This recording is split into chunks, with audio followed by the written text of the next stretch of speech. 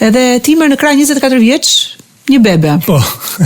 Ma përshkron atë momentin kur djali lindi ajo qara e parë, kur e morën krah, u kushtientizove që kishe një përgjegjësi shumë të madhe gjithë jetën që do të jetonte me ty sa të kishe ti jetën dhe frymën.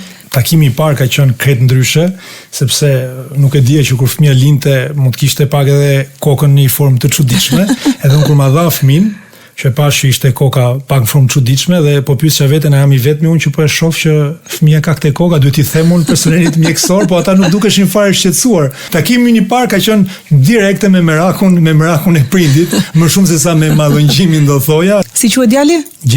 Gjergj, emër shqiptar. Po. Ja kemi vënë emrin djalit sipas një personi që është kujdes për mua në Francë, edhe është kujdes për vllajin tim, sepse kur kam shkuar në Francë kam qenë 17 vjeç për universitet dhe duhet kisha një mbrojtës legal, që ishte një zotëri që kishte emrin Georges, edhe vllai im ka qenë një gjë ka shkuar 17 vjeç dhe ai është kujdes për ne sikur të ishim fëmijët e vet.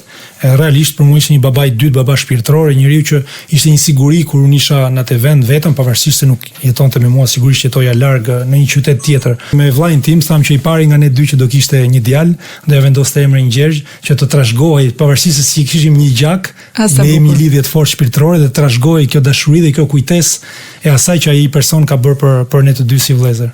Subscribe në kanalin Klas Media në YouTube.